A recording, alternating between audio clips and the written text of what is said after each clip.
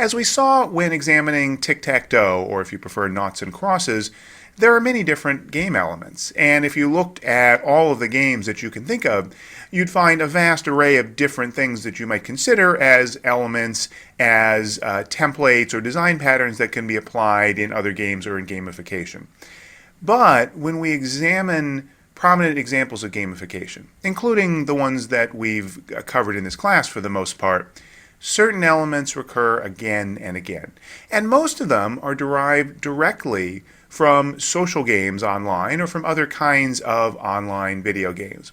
So I've developed a framework for gamification elements. These are the common elements that are found in gamification and some structure around the different kinds of those elements.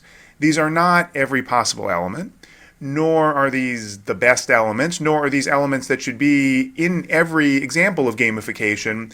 Again, the best example is not the one that uses the most elements, it's the one that uses the elements the most effectively. But this framework should give you some sense of how the different kinds of elements or pieces from games can be applied in different ways. And it's a pyramid structure that has 3 levels, the 3 levels being the dynamics on top, the mechanics in the middle, and the components on the bottom. And I'll describe each of those in some detail. The one point to make, though, before I go on, is that this is not the totality. Again, this is just the elements. And around the elements is the overall experience of the game. It's the aspect of the game that's not captured fully by the elements. It's the whole that's greater than the sum of the parts. And a critical part of that experience is the aesthetics of the game, the visual experience of the game, the sound, the other aspects that tie the game together and make it feel somehow real to the players. All of that is above and beyond the elements. All that is certainly extremely important in games and often important in gamification, but that's the part that you have to design creatively based on the circumstances. What we're going to focus on here are the generic patterns, the aspects that can be taken from games and applied to generate specific kinds of results. And one point to add before I go into more detail. You may recall Marc LeBlanc, the game designer who developed the notion of 8 kinds of fun that I mentioned in an earlier segment. He also created an influential framework for understanding all games called the MDA framework. And MDA stands for Mechanics, Dynamics, Aesthetics. So it sounds very much like the framework for gamification elements I just gave you.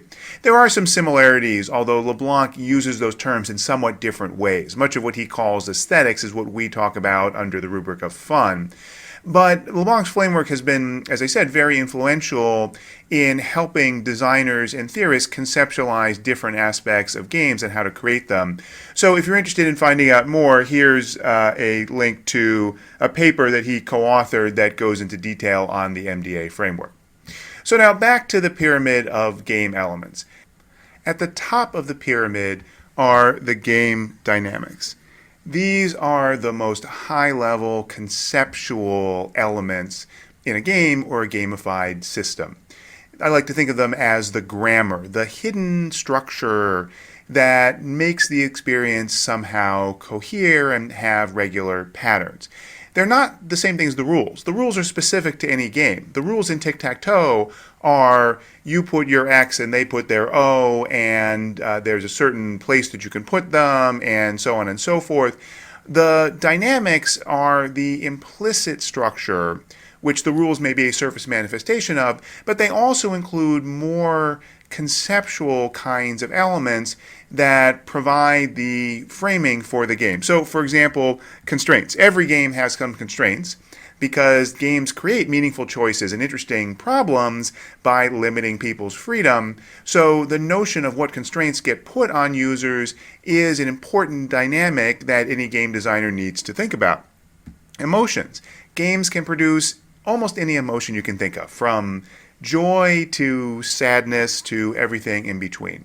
The emotional palette of gamification is typically somewhat more limited because we are dealing with real world non-game contexts, whether those are at work or a marketing context or something like exercise, where getting someone really upset or abject sadness are not things that are going to be valued in that kind of situation. But there still are a variety of emotional levers that can be pulled that can make the experience more rich. And certainly the joy, the sense of accomplishment, the emotional reinforcement that pushes people to play more is important in most examples of gamification. Narrative. The structure that pulls together the pieces of the game or the gamified system into some coherent feeling whole. The narrative can be explicit, the storyline in a game, or it can be implicit. And gamification doesn't necessarily have the richness of the aesthetic, experiential aspects of games to put the work in creating a narrative. It has to rely upon things like consistent graphical experiences, creating a sense of flow and alluding to certain kinds of practices or certain kinds of story ideas that may be in players' heads, using those, again, to tie together the individual pieces. If there's no sense of narrative, then the risk is that the gamified system will just be a bunch of abstract stuff. You get these badges, you get these points, but they're totally divorced from any sense of coherence and relation to the player's life, and that tends to limit the effectiveness of gamification. Progression. So here we are talking about the notion that you start at one place and you go up along the way until you get to some higher place.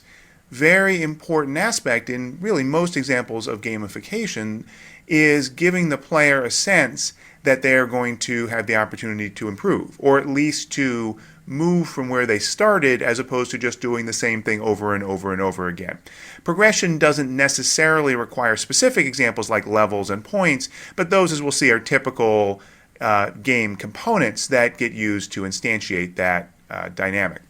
And finally, relationships. People interacting with each other, friends, teammates, opponents. Those general level social dynamics that are very important to the experience of the game. So those are the dynamics. At the next level are the game mechanics. These I like to think of as the verbs of a game or gamification, the elements that move the action forward. Now with these and the next set, I won't go into detail on every one because there are more of them. That's the notion of the pyramid, that we have a few dynamics, a larger number of mechanics, and a big number of components. But let me just highlight a few of them. So things like challenges. The game sets some objective for you to reach. Chance. There's some luck involved, whether it's a roll of the dice or some other mechanism that makes it so the result is random and not entirely based on your activity. Both cooperation and competition, they're opposites, but both are valuable game mechanics, getting people to work together as well as to getting people to compete against each other to have a notion of winning and losing. Feedback I've already talked about many times, very important for users to be able to see how they are doing in real time because that powerfully tends to drive them along to go further. Resource acquisition. So games give you things or give you the opportunity to get things in order to move the game forward. Empires and Allies, for example, let you acquire oil, which then you need in order to build things like airplanes. Reward, some benefit that you get for some achievement in the game. Transactions, buying and selling or exchanging something with other players or with what's called a non-player character, with some automated character in the game. Turns we saw with tic-tac-toe, and win states we also saw with tic-tac-toe, the state which defines winning the game. So again, these are various tools that can be used to figure out how to move the action forward, to get the players in the game to go from one state to another. And then finally, the lowest level, most surface level kinds of game elements are the game components.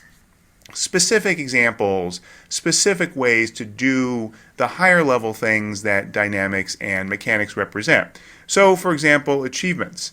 As opposed to just the general notion of a challenge, giving the player some reward attached to doing a specific set of things. That's an achievement. Avatars, showing the player some visual representation of their character. Badges, we're going to talk more about these in a second, but specific visual representations of those achievements as well as of the higher level dynamics and mechanics. Boss fights is familiar if you play games, but may not be if you don't. This is at the end of a level, at the end of some part of the game, a really hard challenge. A high level monster that you have to defeat, and it's typically really hard to do so in order to get to the next level. Collections is pulling together a bunch of different things, assembling certain pieces or certain examples of something. You have to get a whole bunch of spells together, or you have to get a whole bunch of badges together to fill up a cabinet that you get in the game. Combat is probably familiar. Content unlocking means you need to do something, maybe an achievement, maybe some leveling up, in order to get access to certain new content in the game. Gifting, altruism, giving things to other people can actually make people want to play the game more because it feels like fun. People feel good about giving to others. Leaderboards I'll talk about more, but lists of players in order of their score, levels, and points should be fairly obvious, but again, I'll talk about them more in a second. Quests are similar to achievements. This is more the kind of game-like notion that you have to do some things that somehow are specifically defined within the structure of the game. The social graph, we saw this in Empires and Allies as well as at the bottom in the Kios example, seeing your friends who are also in the game and allowing you to interact with them, to play with and against them, making the game an extension of your social networking experience. Teams, I already talked about. Virtual goods, this we'll see more of later on in the course, but things within the game. Something that you pick up, the powerful sword, or the new kind of house that you put on your property in Zynga's Cityville. Things that are virtual, they're not real, but that users are willing to pay either the virtual currency of the game or their time or even real money to get. So altogether, 30 different game elements that I've given you. Again, not a universal comprehensive list, but it should show you some of the richness, some of the options that you have to play with in implementing some gamified system. And the structure of the pyramid shows, first of all, that it goes from narrow at the top to broad at the bottom. So there are fewer dynamics than there are components, but it also shows how the lower level examples, the points, are examples of things higher up. They are examples of progression, and they may also be examples of, say, narrative. The lower level examples are ways to do some of the higher level things. That's how the structure fits together.